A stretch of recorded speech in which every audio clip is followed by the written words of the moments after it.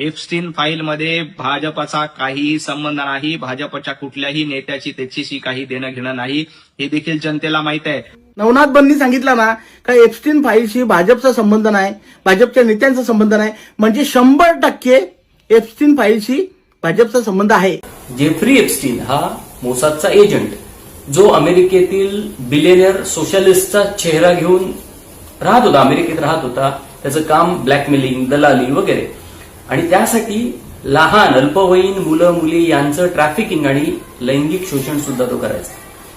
त्याची जर सगळी कृत्य वाचली बघितली तर पाब्लो एस्कोबार किंवा इतर गुन्हेगार ही अगदी साधी माणसं वाटू लागतील. या एप्स्टीनचे सगळे ईमेल्स, व्हिडिओ वगैरे असलेल्या फाईल्स हळूहळू उघड होत आहेत आणि त्यात भारताचे प्रतिनिधित्व करणारे देखील काही आहेत.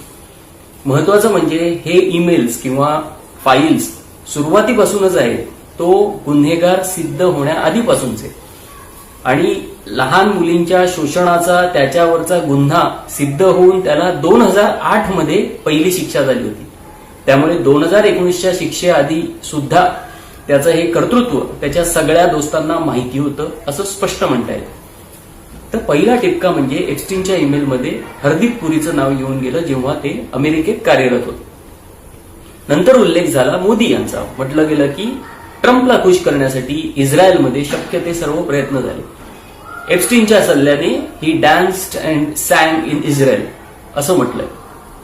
पण याहीपेक्षा महत्वाचे आहेत अनिल अंबानी आणि जेफ्री एप्स्टीन यांच्यातील संबंध उघड करणारे मेसेजेस. एकमेकांसोबत झालेल्या संवादात म्हटलंय की भारतातील लीडरशिप ट्रम्प सोबत संबंध प्रस्थापित करू पाहते.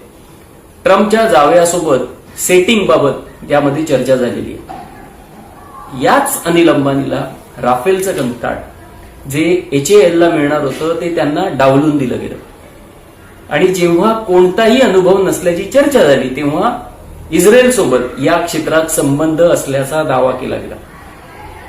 Jeffrey Epstein, Trump, Hardeep, Anil Ambani, Modi, Israel, ट्रम्पचा जावई, राफेल, भारतातील लीडरशिप हे आहेत ठिपके.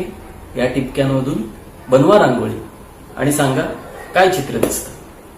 This is minimal interaction. But if your answer is, in 2008 he was, in 2008 he pled guilty, yes, for a charge that he was soliciting the favors of a woman who was underage. That was it. The rest of these stories got to be known much later. But believe me, many of us had doubts on that. My boss in the IPI, Mr. Terje Rod Larson, was the person who knew this particular infamous person, Mr. Epstein.